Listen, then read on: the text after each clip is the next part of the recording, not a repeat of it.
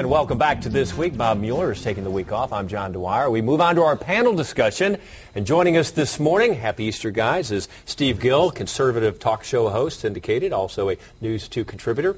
And from the Tennessee Democratic Party, the chairman is Chip Forrester. Guys, thanks for your time today. Glad to be here. Glad to be here. We have a theme going, talking about sports and politics. We've had a few stories talking about people that have moved on, and I thought this is perfect to talk about. Well, I know you have a history of playing college basketball. Chip, do you have anything in the background? By the way, there's the picture that proves that you actually, did you steal the uniform? You actually played for the Volunteers from 75 to 77? Usually this position.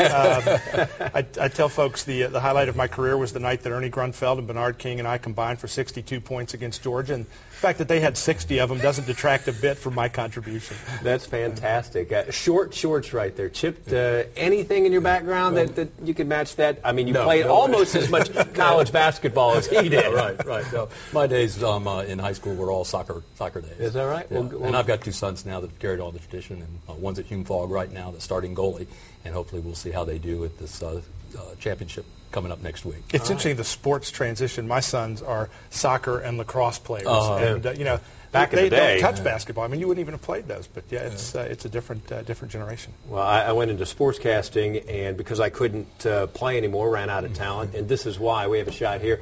This is the state tournament in Indiana, and no joking, Chip and Steve, that's an air ball. 55 went on to a career in the NBA. I'm looking at that guy thinking, you could have taken him to the hoop. I mean, you should have taken that guy in. I wouldn't have shot. I was small, but I was slow. That was the three-point line too, right? Yeah. Yeah, it was. It was. Yeah. So there you go. Just some of the short shorts there. Thought we'd have some fun with that. Let's talk about some local issues, and then we're going to work our way to the national scope. But this week here on the Hill, there was a proposal that could put greater limits on abortions. It has made some progress. The bill would allow voters to decide to change the Tennessee Constitution regarding abortions. It's a bill stating nothing secures or protects the right to an abortion or funding. It passed a House committee, and some say the bill sends the wrong message. Listen. To me, what was passed in committee today was just extremely cruel, because what you've done is you've said if you are a victim of rape, if you are a victim of incest, we don't care. We're going to punish you further. Now, the bill sponsor says it puts the power in the hands of the people. Yes, it does not outlaw abortion in any way. It just lets the legislature decide what are the common sense protections, the regulations on abortion. That's it. Well, the measure has to pass this season and again in 2010 before it would go to voters in 2014. Chip, starts with you. What's the reaction to this? Well, it's just another one of these debates that's taking us off the focus of the economy and really what's happening in our state. I mean, it's an issue that really should be left up to people to decide. Democrats and Republicans both have strong feelings on this side, but what we'd like to see is the legislature focus on this critical issue right now of jobs and health care, which is really affecting Tennesseans across the state. They talk about this being an incremental move to eventually setting up, Roe v. Wade, Passover, and so forth. I mean, do you see it that way, or is that a way that you think it's fairly painted? Well, I think that's true, and we'll take some time to look at it. But again, we're in the early days of the legislative session here. We need to be focused on the critical things facing Tennessee and not these issues. Every time this comes up, it does get a lot of media attention because it is passionate. It's been going on for 25, 30 years. Your response?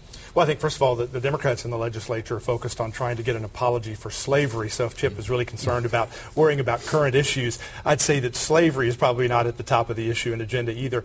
Babies are being aborted, and that's a current issue today. More important, I think Sherry Jones needs to take a look at this legislation. It does not do anything cruel to anybody. All it does is set up that down the road, if Roe versus Wade is overturned by the U.S. Supreme Court, that the people of Tennessee would make the decision through their legislators, not letting unelected judges make the decision of whether or not abortion would be banned or approved here. The idea is to put the decision ultimately in the hands of the people, which Chip says he's in support of, which I think we should all be in agreement on. I think a lot of people look at this and go, I don't get the language. I don't understand the spirit of the language here. What does it specifically say? How can you explain it to people out there trying to not quite getting this? Well, I think the problem that conservatives have is that when you're letting unelected judges make decisions on the law, you get a situation like we just saw in Iowa, where the Iowa Supreme Court just mandated gay marriage for the state of Iowa. The overwhelming poll numbers in Iowa show that Iowans are not running out begging for the law to change to make gay marriage the law. Unelected judges who are not responsive to the people made that decision on behalf of the people. We elect legislators for a reason. We ought to let the legislators make these decisions because we can make sure they're listening to our voice.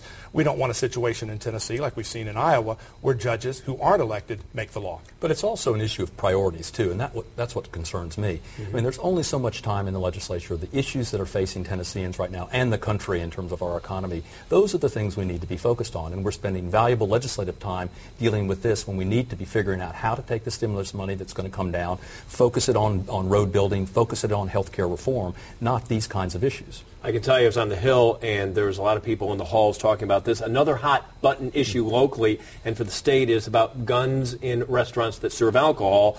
The House passed a bill allowing with handgun carry permits to bring weapons into establishments that serve alcohol.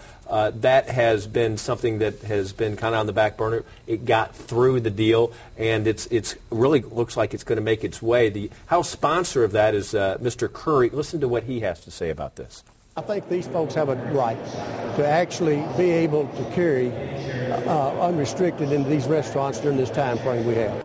All right, so that passes. So is this really an important thing to keep an eye on right now? Well, I think Democrats and Republicans agree the Second Amendment rights are important. The question is, again, what are we going to focus on? And it's about responsible gun legislation. There are 94 bills that have been filed to deal with this issue. Again, it's a matter of priorities, and I think we need to sort of look at responsible gun legislation, but not the kind of legislation that is being looked at. And Jimmy Nafee has said for a while that if you look at it, it's the NRA driving this, and it's you talk to law enforcement officials, they think this is a bad idea. They're the people that have to deal with the bet. Is that a good argument? I think it is.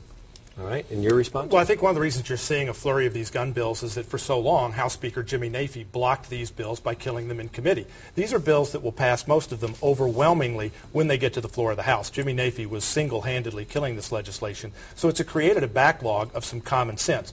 Right now, if somebody has gone through the licensing process, shown themselves to be a law-abiding, decent citizen, have a gun carry permit, they're told that if they're going to go eat a burger at O'Charlie's because liquor is served there, they can't arm and protect themselves in that restaurant. And as we've just seen with some horrible shootings in the last couple of weeks, police response time is not going to save you. In Binghamton, New York, the police arrived on the scene 2 minutes after the first shots were fired. They didn't go into the building for an hour. If you're going to wait for an hour while there's an armed gunman shooting at you and you don't have the capacity to shoot back, that becomes more than just some frivolous legislative issue. It's life or death. Let's talk national scope now. Earlier in the week, President Obama, a surprise visit to Baghdad, a wonderful response, a very passionate response. Clearly, this president resonates. He's a likable guy. Here's a guy that voted against the war, that also has said that the surge didn't work, and there he is and here's some videotape, just an emotional response. When you see that happening, what is your response here, Chip? Well, I think it was a tremendous week for the president all around. The international travel, the meetings with international leaders, really raising the profile of our country in a positive way, and then the visit to Baghdad was just a great boost to the troops. I think it was just a spectacular week for the president, and sets a great precedent for him. Some people would say great photo op, but what really does it accomplish? Well, and especially since you've had the Associated Press condemn President Bush for the same kinds of greetings that he got from the troops when he would go to Iraq and Afghanistan and other visits with our troops. It's not uncommon for the troops to welcome the commander-in-chief in the same way. The difference is the media is making this out to be somehow different than the same response that President Bush got. I'd say that the more important response that we should get on this trip, though, is not the way the troops responded to President Obama, but the way that President Obama responded to King Abdullah of Saudi Arabia when he was greeted and bowed to the King of Saudi Arabia. The White House is now denying that he bowed, and I would encourage people to go watch that videotape because you cannot look at it and say he did anything but well, it is a matter of interpretation. It's a matter of interpretation. Watch the video. I think Americans can look at it and know when you put your head below the chin of the king who is so much shorter than you, that's a bow. Steve and Chip, thank you for your time. Happy Easter, guys. Thanks for your time. John, thank you. Okay, when we come back, we will reflect on Dan Mueller. We lost a great newsman this week. We'll be right back.